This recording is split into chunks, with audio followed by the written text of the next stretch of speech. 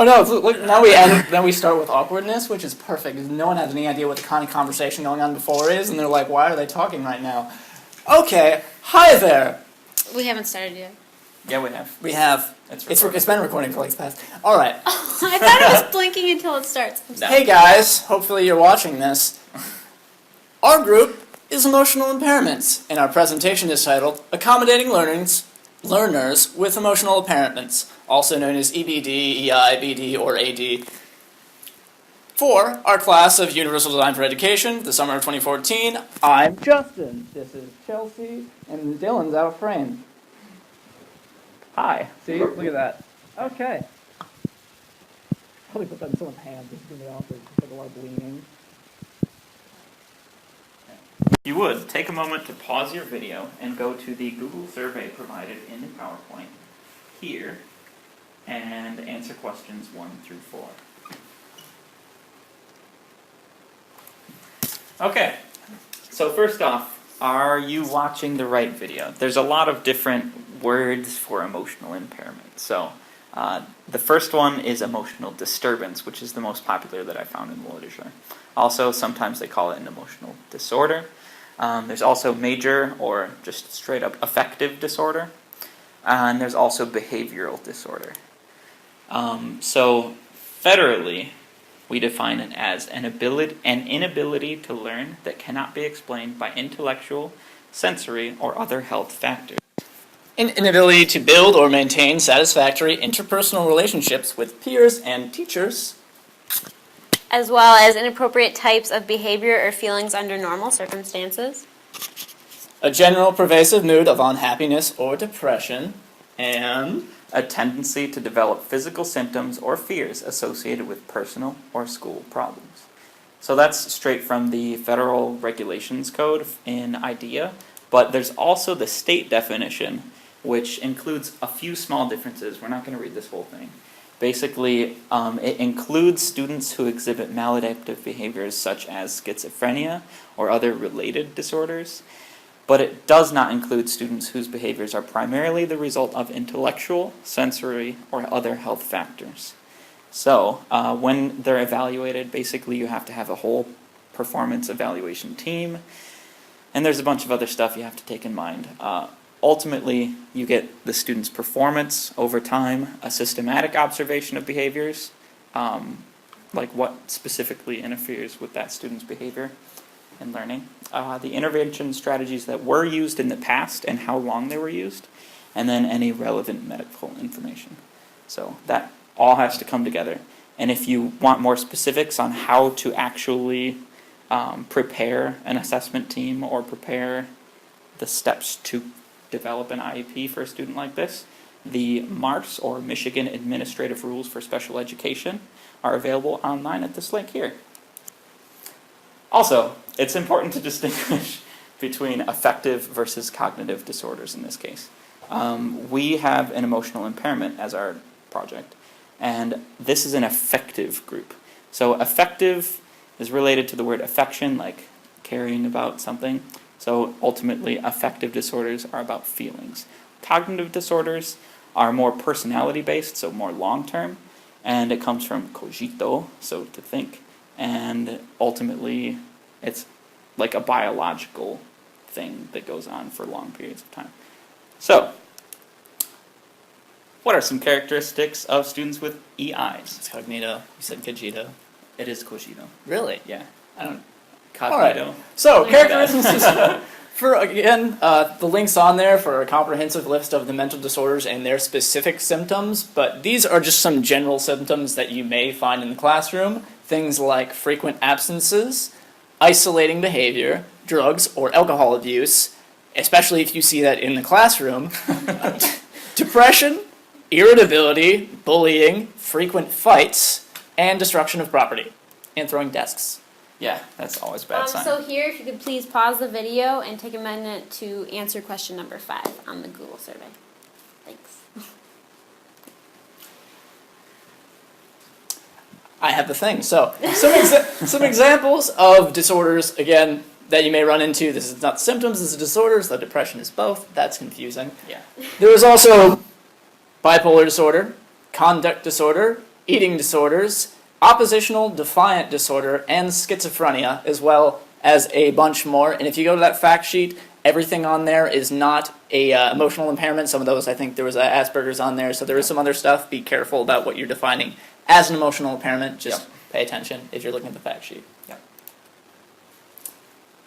I'm going to do this because I did this slide. So, some general things you can do to improve your teaching and accommodate all the learners is get to know your students and actually pay attention to your classroom. That's one of the key things, and that should help everybody from every group. I think that's a general thing. Do something. Most strategies do not have negative effects, so it's less likely that if you are trying to reach out to the student, you're going to hurt them or hurt their academic abilities. So do something, develop a strategy, and get help. You may be in over your head, go to the experts. Yeah, we would like to think we are experts, but we're not experts. There are people that study this even more than we do, and we should go to them and get help from them. And be positive in your actions with the students. Do not put your student down. They're not going to get anywhere that way. Yeah. And I think every school technically must have some sort of social worker affiliated with them. If they're not on site, you can find a way to contact them through your administration. So it's a very important resource that I think is very underused in public schools right now. So moving on, I think that one of the more common ones is depression. So helping students in your classroom that are depressed becomes a relatively useful thing to know how to do. In this study, there was a student named Michael, I'm pretty sure that's an alias, who was 14 years old in 8th grade, and he was depressed. So he had a bunch of symptoms that were described specific to his situation, but ultimately depression manifests in a variety of forms. The biggest warning signs are prolonged changes in appetite, sleep patterns, energy levels, difficulty thinking and achieving necessary tasks, and motivating themselves to do those things. They become irritable more often than not, or angry. There's a loss of interest in things, and frequent negative thoughts about the self. It's usually internalized, so self-thought. And sometimes they speak it out in class. If you notice a student that's constantly calling themselves worthless and whatnot, then it might be a pretty clear sign that they're having issues outside of class. Also, repeated thoughts of suicide. If a student tells you that they're having thoughts of suicide, that's an important step for intervention right there. You should, not immediately, in the middle of class, but you should, as soon as possible, contact the school social worker and see what they can do for suicide risk intervention. So important. There's a huge rise in suicide in schools. Did you take that picture from the Zoloft commercial? It's actually a Cymbalta commercial. It's such a depressing commercial. They do an excellent job with making people depressed. I know it's fun. But one of the other symptoms that I think is also very clear and prevalent in people who have depression, but isn't usually paid attention to, is blunted affect. This term basically means that their emotions are sort of flat. It's also called flat affect. And their response is basically the same when good things happen, when terrible things happen. It's just blunted. And this is from Hyperbole and a Half, which is an amazing blog. And she herself suffered from depression, anxiety, and a bunch of other things that she very, very clearly described in a very colloquial way. And it's worth checking out. The link is below in the bottom right-hand corner. Especially if you haven't had depression. Yeah, if you don't understand depression intimately yourself, it's worth looking into, genuinely. But there are some universal accommodations that you can try out that work really well for people with depression, but also with people who aren't depressed. Number one, like Justin said, develop relationships. Don't just be a person giving information to people. Be a teacher. Be somebody that they can learn from and go to. Use positive approaches rather than punishments to try to correct this type of behavior or help this type of behavior. Personalized assessment accommodations also help a lot, and I'm sure we're going to get into that with everybody else's too. Break up those long assignments and encourage extra time. Don't treat it like you're treating them special. Actually say that quality is a good thing and spending more time is what's necessary to get that. Also, seek help from support personnel. So, there's another case study. Her name was Rita. She's also 14. She was a freshman in high school, and she was depressed. The article is up on the top. There was a quick story about like what symptoms she was having and actual things that she was doing. If you'd like to take a moment to pause and read those, you may, but we'll continue for the sake of time. And here also is a video on anxiety, if you would like to watch it. We can't show it right here because of copyright issues with YouTube, but in the presentation link, just go into it, click present, and go to the slide here, and you'll have the embedded player to look at that. So here's a second to watch. Pause it. We're going to give them a little 3 minutes, 13 seconds? Yeah, we're not going to stand No? here for 3 minutes. Just go ahead and pause it and you can figure it out. So, and last but not least for my research, we have prevention and early intervention for anxiety disorders. This was my research-based intervention with controls. Really good study. It had 1,786 girls. No, that's not right. It was 1,086 girls. No. 1,786 girls. Technically, it was 1,786 children, and there were some girls and some boys, but I wrote down the wrong number for girls. Oops. That makes sense. My bad. They were ages 7 to 14 from Australia. It was an urban environment. It was very well screened, very well collected data. Great study. You should just said the boy number. Yeah, if I could have subtracted in my head, I would have. But it was based on the coping koala, which is hilariously adorable. You should check that out if you can. But its more popular alternative is called the Coping Cat by Kendall and the Fear Plan. So students design their own strategies for coping with things. They have guidance in this program. It was 10 weeks, about 10 to 20 hours overall. And there's an evaluation at 12 weeks in, so pretty soon after they complete it. And then every 6 months for 2 years. So really good, controlled over time study of their progress.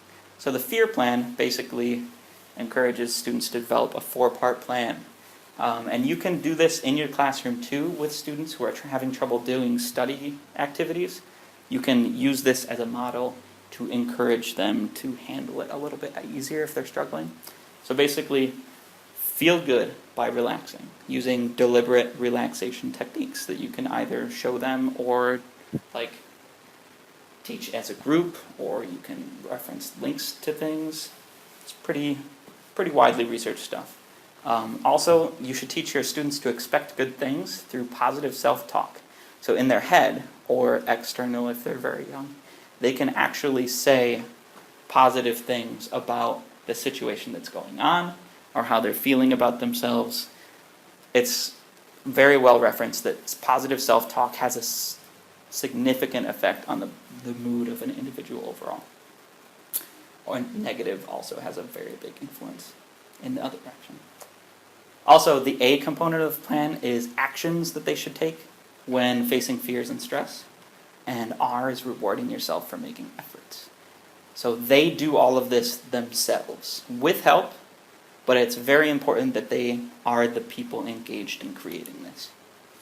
So the results were awesome. For the students who didn't have a diagnosable anxiety disorder at the beginning, but were still at risk, 57% of the non-intervention developed anxiety, and 16% of the intervention group did develop anxiety.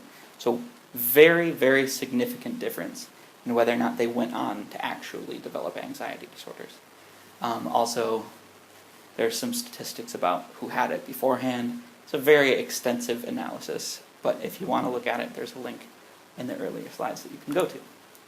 So, please pause your video, go to the Google survey, and complete questions 6 and 7 before continuing. I can't grab that yet, I'm pausing. Alright. So, we got my 2 articles coming up. This one was a research review. It was a research, so it's like evidence-based on evidence-based. Mm-hmm. Got some exhibit stuff going on here. It's an E, that's not right. Either way, it was titled Teacher-Mediated Interventions for Children with EBD and Their Academic Outcomes, a Review. Stunning title.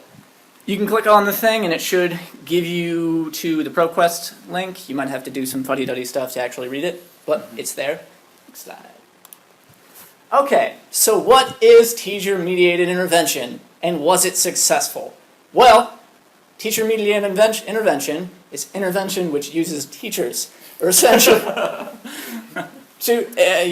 but essentially it's where the teachers are manipulating the outcomes, the antecedents, and any consequences in any intervention that's happening for the students. And was it successful? Oh, back. Oh, sorry. They can't read my funny quips. Oh my goodness, you ruined this. Oh, we're so far ahead now.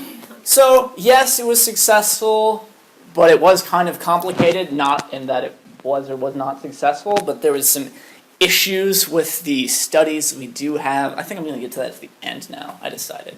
Okay. Now I can click.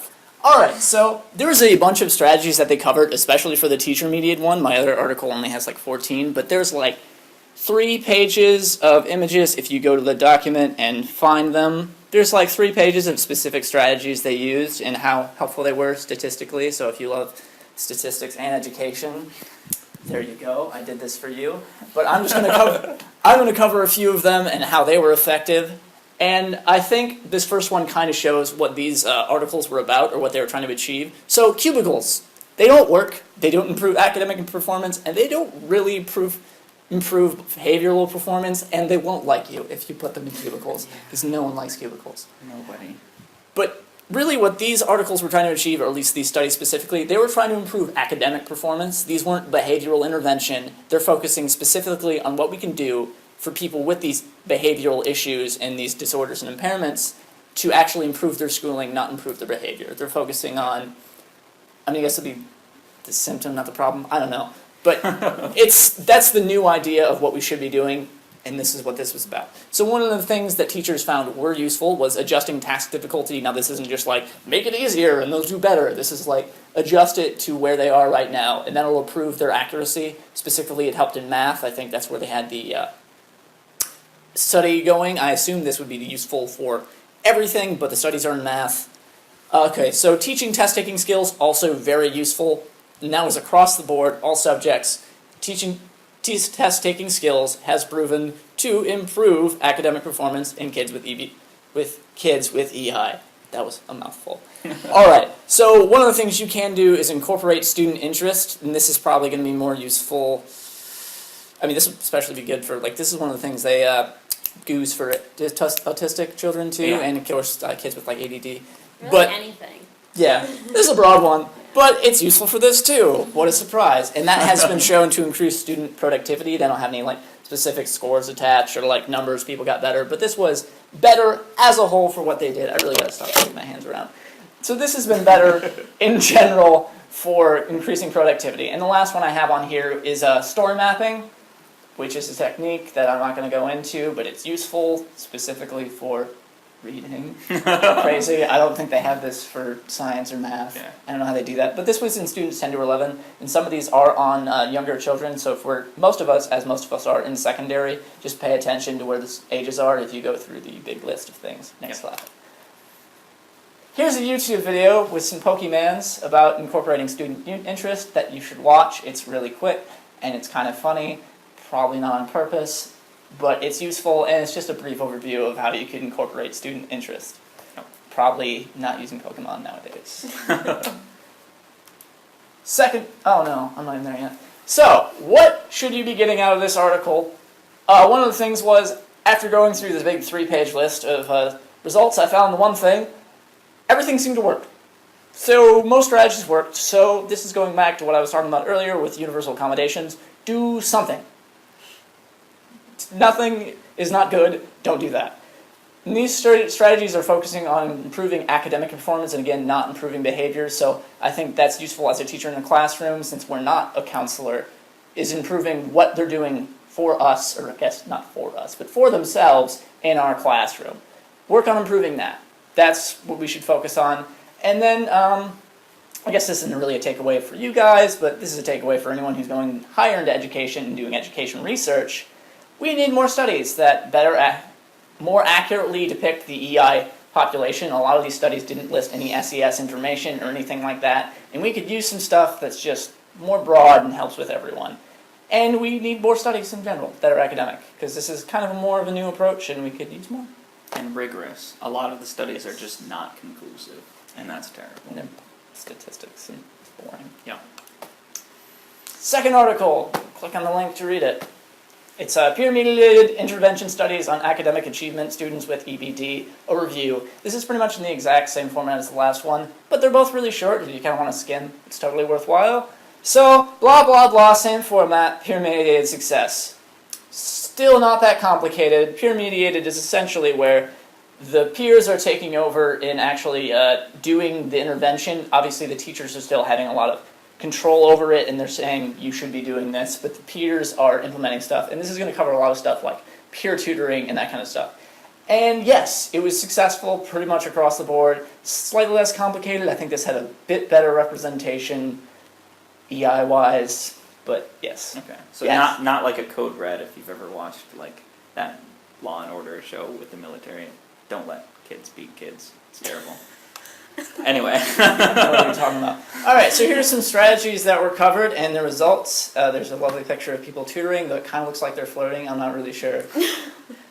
I don't know. Either way, one thing that works is peer tutoring and class-wide peer tutoring, which is more where like the whole class is doing it and there's tutors and 2Ds and like everyone's doing both, not 2D like T-U-T-T. Yeah. T-U-T-E. Somebody who's tutoring. Oh well. But it works. It's shown to work better for adolescents than it did for the younger ones, but it showed gains even with the children, and that was again across the board from all subjects. Another thing you can do is use cooperative learning, and this is really similar, but this is probably on a smaller level. And it showed gains in reading, not math. I think there was only one study that represented math. There's a lot more studies in the reading and writing in general. So it probably could be useful in math. Someone should do it and make a study about it, and then everyone will know. And then another thing you can do is cross-age tutoring, and this is at least 2 years apart. And this worked well with children and adolescents. I'm not sure how far they were doing the ages specifically. They didn't list that information in there, but it worked well pretty much, again, across the board. May not work in math. Again, probably because we didn't have studies, and they said something about the ceiling effect on that, so that could be an issue. Just be careful with that. There were some that showed it did, some that showed it didn't, so if you're doing it, just pay attention. On a quick related note, I don't mean to make it any longer, but there was a study in which they incorporated an old folks home, I don't know if that's the right term, with an elementary school, Definitely heard of and they this. did a reading program where the elderly were able to like one-on-one tutor students in the elementary school to improve their reading scores, and it was the most wildly successful program in the nation. I think it was in Oklahoma. You should Google it. It was really cool, and like there were amazing outcomes completely unrelated to reading too. Just good stuff. Yeah. Sorry. So, here's what you should be getting out of this study. We could use more studies. There's only 14 studies in this one for peer-mediated. There's a lot more in the teacher one. We could use more academic studies. I think I pretty much went over this. But peer-mediated interventions were also probably even a little more successful than the teacher-mediated intervention strategies, so there were less of them, so it's kind of hard to cross-board. I'm sure there's one that was more effective than the other. Either way, this kind alleviates teacher burden, so as teachers, which we already have to do a bajillion things in the classroom, if you're successfully implementing this, you have to do less, and you can have 2 students helping each other at the same time, or multiple students helping each other, since there's both games for tutors and 2Ts. So you can help multiple people, and it's just good in general. Teach probably peer-mediated. If you can pull it off, do it. Yeah. And again, these intervention strategies show academic gains across subjects. There wasn't a lot in science, but like this works for pretty much everything. You're probably gonna hear this. Do it. Just do it. My turn? Yeah. Alright, now it's my turn. So the first article that I did was active teacher participation in functional behavioral assessment for students with emotional and behavioral disorder risks in general education classrooms. That's a mouthful. Okay, so this article was about functional behavioral assessment, or FBA, and this is a very easy approach that anyone can implement in their classroom, which is what made the article so interesting. For the article, they did an experimental with the researchers worked with teachers, and specifically they did this with 2 students, but they tried out this process. And the FBA is designed to determine the function of the inappropriate behavior. Anytime student acts out, there's a reason. They're not just doing it for funsies. And so the idea is if you can just figure out why they're performing the behavior, then you can come up with an appropriate intervention or behavior modification. Another part of that is determining what's maintaining the behavior, because a kid's not going to be disruptive and perform the same behavior over and over again if it doesn't serve the function and work. Yeah. So and a lot of teachers don't realize that they're actually reinforcing a bad behavior by their actions. So that it was also trying to figure out what's reinforcing the behavior. And then using that information to develop the intervention. So the procedures that were used in this article, like I said, it's a research article, so they used researchers and controls, but you can modify this very easily into your classroom. First, the teachers interviewed the student, as well as the researchers observed the students in the classroom in order to come up with a hypothesis for what the function of the behavior was and what was maintaining it. Secondly, they did a functional analysis, which basically they created situations in order to test their hypothesis. So in the classroom, the teacher would set up situations that they thought would prompt the behavior and try to figure out and then perform the behaviors they thought were maintaining it, and then try other behaviors to see what worked and what didn't and see what caused the behaviors, basically just testing their hypothesis. Then with all that information, they came together and created the behavioral intervention. So go back. So sorry. That's okay. So with I'm going to use the example of one of the children used in the study. It was a 7-year-old girl, Patricia. Through the interviewing and the analysis, they realized her disruptive behavior was, they termed it off-task behavior, so when she wasn't doing what she was supposed to, was the function it was serving was to escape from work she didn't want to do and to get attention. So, and through the analysis, they realized that very simple things like the teacher attending to the inappropriate behavior, such as the example they gave was reminding the class of class rules. So this is what you should be doing, making it very obvious, that pointing out basically what the student wasn't doing, what the student was doing incorrectly, actually reinforced the behavior because it was serving the function to give that child attention. It was negative attention, but that's what the child wanted, so they kept doing it. And they realized that actually when the teacher paid attention to appropriate behavior and praising the child when she was doing things good, a little more not as obvious, I guess, that actually reinforced positive behavior. So this is a very simple system where you just figure out what behavior is, why the child's doing the behavior, and what's reinforcing it, and just changing those behaviors. And if you could go to the next one now. Sure. So the results for both of the children in the study was that the procedures were extremely successful in determining the function of the behavior, as well as led to an effective intervention plan. So this one I thought was really cool because it would be pretty easy for anyone to do this in their classroom with, if there's a very specific behavior you're trying to modify within the child. Sure. Go into the next one. All right, so the second article that I did was wraparound planning. And this is a really common idea, I guess. I was unfamiliar with it, but it's really cool. So you can go to the next one. Sure. Okay. So the wraparound planning approach is basically, it's a process for coming up with the services for a child. And it's very family-oriented and child-oriented.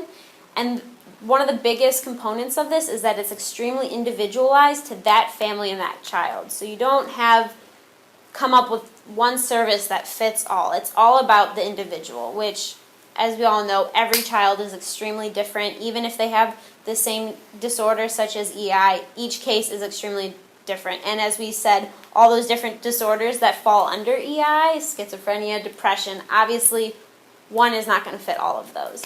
So with Wraparound, it's designed to provide the necessary supports in order to maintain the child in their home. So this article dealt specifically with children with severe EI, and the idea was to come up with the supports necessary so they didn't have to stay in a residential facility or hospital. They could actually stay in their home.